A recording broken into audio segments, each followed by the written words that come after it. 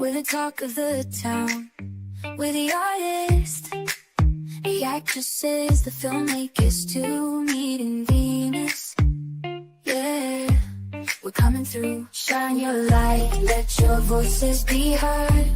We're spreading love with every single word, from the stage to the screen. We're making our mark, me and Venus, together we embark.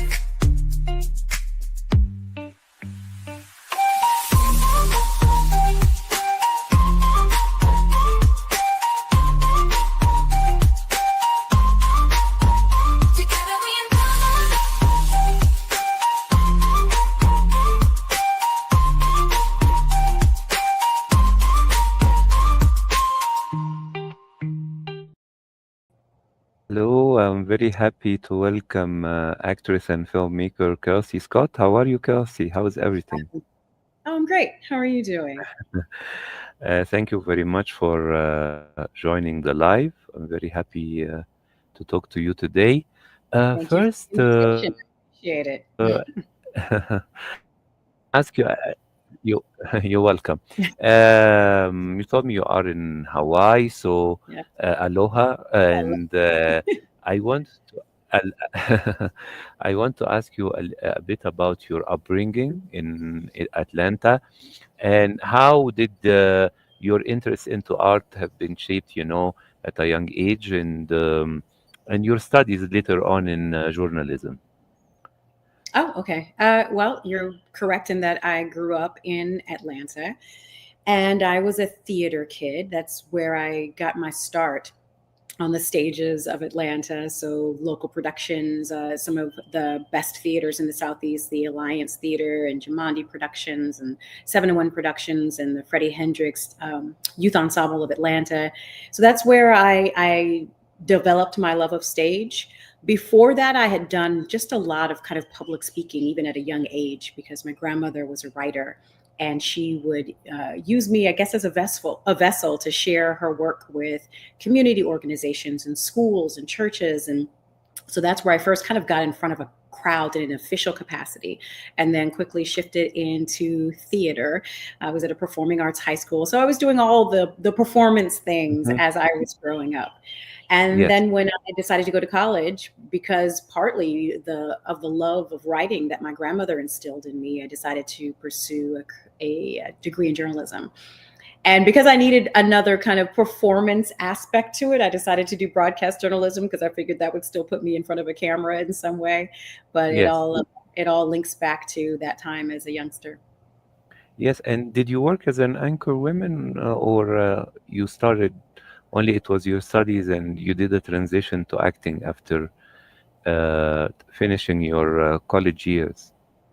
So I never actually worked in journalism, in broadcast Uh-huh. journalism. And there was never really the intention, actually. I mean, Really? Hmm. well, yeah, I went to school for a degree because it was really important to my mother, who was an educator. And so I wanted to graduate high school, get on a plane, head to New York, and hit Broadway. um, my mom really thought that it was important that I have a degree. And so when I was Sure. considering what is it that I am also passionate about outside of the arts, and that was writing. And so that made sense in terms of journalism. So I didn't actually work as a journalist, Yes. but that degree has been really helpful in my career, especially because now I'm also a screenwriter. So even though Yes. it's from a different vantage point, the idea of being able to tell a story, to articulate your thoughts, to get something across concisely, I learned all that in the journalism degree. That was not the career path for me. So. Yes. And I've seen that some of your early works in the Robert Guillaume show, but Mhm. I want to ask you, what were your first steps after graduating to break through into acting? What did you do? Where did you travel? Well, the breakthrough came before graduation. Just as you Hmm. said, when I was a youngster, I did a sitcom for ABC, and so Yes, I was firmly entrenched in the industry long before I really. graduated Hmm. high school or graduated college. But it was just in different places. So I was either on television, I was producing television when I was in college, I was doing an independent film when I was in college. So it all started before degrees were in hand.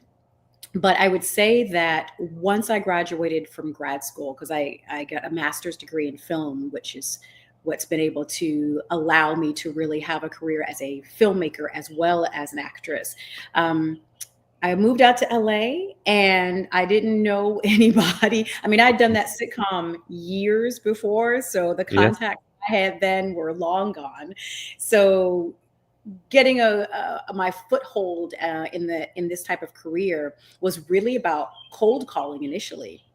When Yes. I was going to move to LA, there were so many people who were like, "Oh, I know this person, I know that person, or you should call so and so." And so I put all those people in a database and I got on the phone. And so when I moved to LA, I was working within 2 weeks in production, and I just kind of went from there. Yes. And I visited Los Angeles several times, and most of the coffee shops there, and the festivals, all the events, are full of aspiring filmmakers and performers, right? Everybody's Yes. looking for Yeah. an opportunity.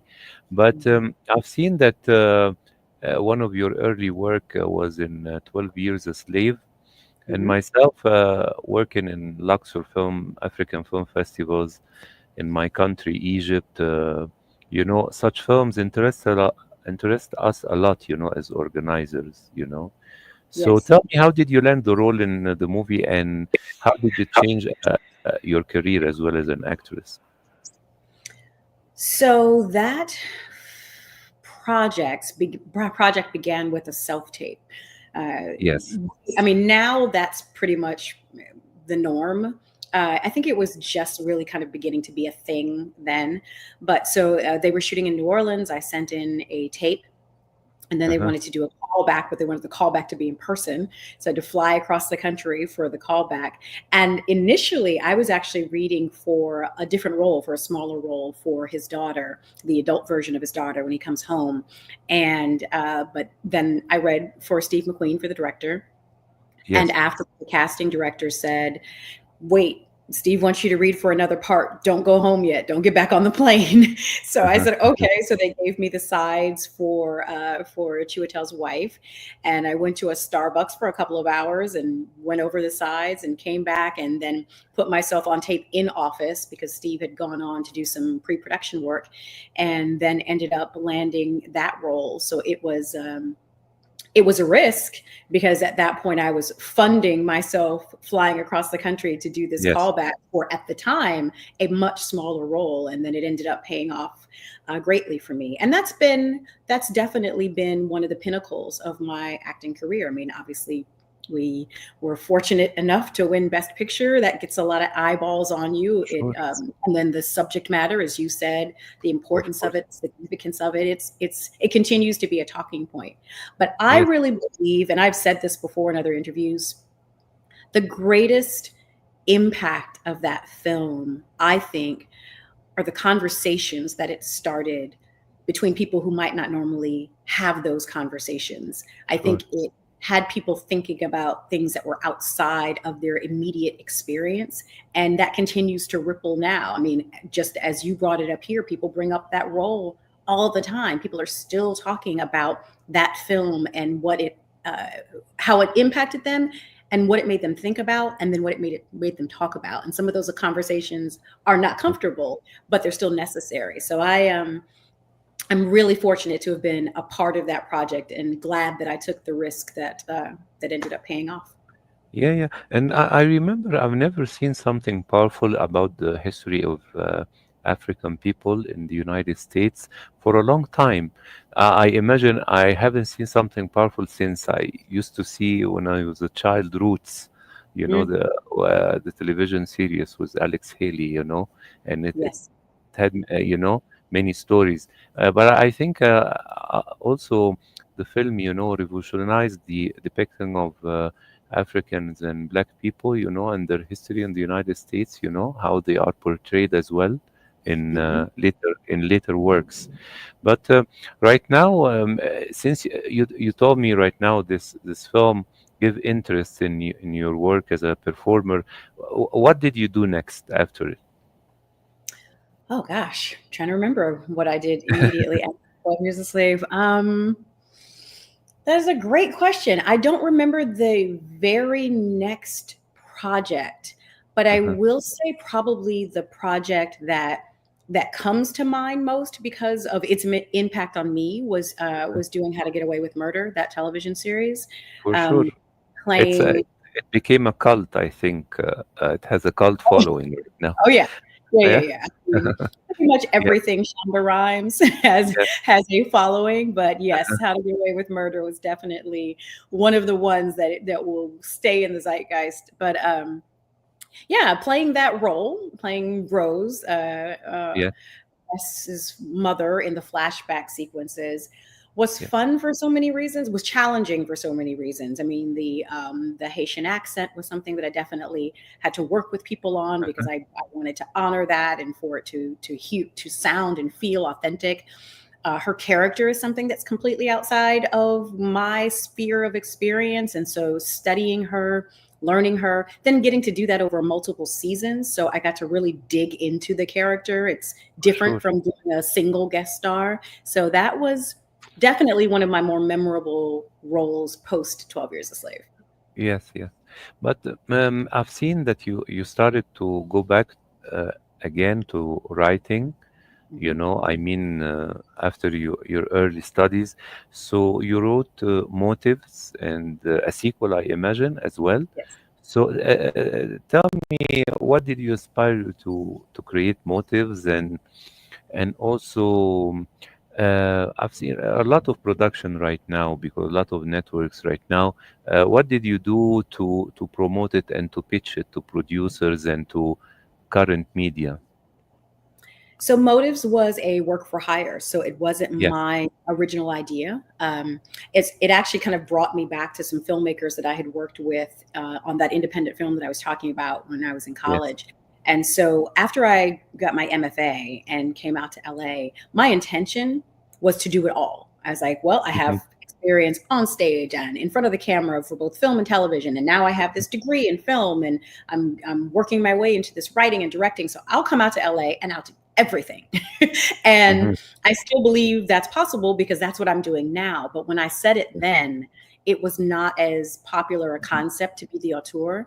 And so people told me I had to choose, like, do you want to act or do you want to be in production? And when I said both, they told me I wasn't focused.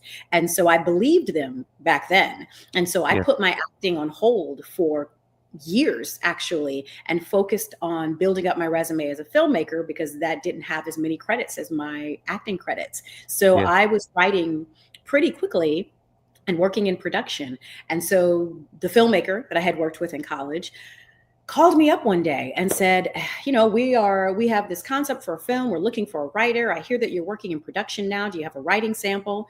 I sent over a writing sample and then I got hired to write Motives. And then it did well enough for the studio to want to do a sequel. And pretty much all of my writing jobs since that point have in some way tied back to that, either by reputation or by connection. And so that's how that career took off. And it really wasn't until a few years ago that I decided to stop letting other people control my narrative. And so now I do it all. Now you can either find me in front of the camera or on a stage or in production. And at this point in my life, also doing a lot of vocal work, which is why I'm here in beautiful Hawaii, Yeah. doing 3 solo concerts. And I had done musical theater. So I was a Yeah. singer, I was a vocalist, but I had never kind of looked at myself as like a concert vocalist. And that has been a new avenue for me. And so I just feel like as an artist, as a creative, Uh-huh. you go toward what it is that feels organic to you, and it doesn't have to stay inside a box. If you have something to contribute on a writing side, if you have something to contribute on an acting side, if you have something to contribute musically, then do those things. Don't let other people tell you you can only have one lane. In fact, I don't think that's the way to be an artist anymore. I don't think you can only pursue one thing. And you know that's everybody's different, and so I don't want to poo poo how anybody else has created their journey. But for me, I feel like I have more than one offering, and Hmm. I've proven at least that there's an audience for some of the things that I offer in those places, and I'm going to continue to spread myself artistically as opposed to stay in somebody else's box. I'm just not interested in boxes anymore. Great, great. Right now, I've seen that you as well teach some workshops for Hmm. writing as well. So tell Hmm. me, what are the main points you like to focus for the students? You know, when you teach them about writing and directing as well. Telling stories. Mm-hmm. Telling stories, how to tell them for the screen. Mm-hmm. The teaching work came after I'd been doing quite a bit of work as a writer in the industry, and two things happened. One, I was invited to teach a course at Golden West College in Los Angeles, but they didn't have a screenwriting program, so I got to build the screenwriting program from scratch. And by doing that, my alma mater, my graduate alma mater, invited me to come back as a visiting filmmaker in residence to teach there on Yes. the MFA and the BFA level. And from there, I developed these workshops that I do from coast to coast, where I do 1 day or 3 day, and it's an intensive. It's Yes. for the person who has always wanted to write a script, has no idea how to do it, and maybe can't spend 2, 3, 4, 5 semesters, but they at least just want to jumpstart, just something to Yeah. say, is this something for me? And so that's what I do. I say, yes, it's something for you if you have a story to tell. Here's how you do it. And then if this moment works for you, if this 1 day or these 3 days feel like they make sense for you, then figure out how to do more of it. But I'm going to show you the basics of how to get it done, how to get it from your head to the screen and hopefully to the big screen. Great. You know, I want to ask you, so far, did you face any challenges or difficulties during your trajectory so far as a performer, and filmmaker so far? Every single day. Really? Oh, every single day. This is not about walking through. It's about wading through. It's about trudging through. I mean, I've got so many categories for you. This will be a completely different interview if we started talking about challenges. Yeah. There are any and everywhere. Some of them are just the nature of the industry. The industry is Mhm. just, it's difficult. It's not an easy path. It's not a simple For sure. thing. Don't let anybody tell you it's a sprint. It's a marathon. And then there Hmm. are things that are very specific to me, my race, my gender, my age, like all of that. I mean, and that has to do with the Uh, fact that this industry is so subjective yes. that it's not just, oh, can you do the job? Then you get the job. It's, can you do the job? Do I like you? Are you tall enough? Like, do you have this connect? I mean, it's not just about the skill set. There's so It's many not only other. about talent and No, filmography. It's not about absolutely talent. no. It is not a meritocracy. Not at all. Not at Yes. all. And so you're constantly doing this in Uh-huh. spite of. And your because of just has to be stronger than the in spite of. That Hmm. is what keeps you in the industry, but it's not because it's a cakewalk at all. Yes. But right now, Kelsey, since we are in a holiday time and a month ahead of the new year, do you have certain desires, certain dreams, certain aspiration you'd like to realize in the upcoming period? Hmm. Are you asking me if I have? I'm sorry. Yes, Could you yes, repeat the question? yes. Do you have certain dreams or desire you'd like to achieve in the upcoming period as a performer and also as a writer as well? Oh, I would say yes to that, but that's always a yes. Yes. I'm always looking for the next thing. If we're talking about, let's just go big, and what would you like to do next as a performer? There probably are two things. Because one of the things I actually ended up accomplishing last year, which was something that Mhm. I had not been able to tackle in my career, and that was to do Shakespeare. Uh-huh. And I thought, oh, maybe I'm just kind of past the point of learning that, but I was able to do that last year playing Cleopatra, and just Wow. feel really good about that accomplishment. But ahead of these days, I want to do something as a superhero. Mm. Um, because that would just be fun. And I would love to land on a series as a regular. It's been a while. I mean, I, I was a series regular when I was 12, and so it would be really nice to find something to kind of dig my teeth into again like that. So Mhm, performing wise, I'd say those are probably the top two, and then writing wise, I do a lot of work where I write other people's ideas, and mhm. that's gratifying in its own way because someone else is entrusting me with their vision. I would love to. I have a few things right now of my own that are in development, and I'd love to see those come to fruition. Um, so that would probably be the writing goal for even just 2025. I mean, I think all those things can happen in 2025, and we'll do something completely different for 2026. So yeah, Yes. Kelsey, I want to thank you very, very much for this lovely interview and appreciate your coming to the live while working. And I mhm. wish you all the best in your performance in Hawaii. And Thank you. also, I hope next year you realize your dream as a performer and as a writer as well. And when you have a new project, I hope you can come back again and promote it with us. I would love to. Thank you. I appreciate that invitation. Thank you for the Thank lovely you. interview. You're welcome. You're welcome. Enjoy the rest of the day and best of wishes in your performance right now and your upcoming projects. Thank you so much. Bye bye. Thank you. Bye. Bye.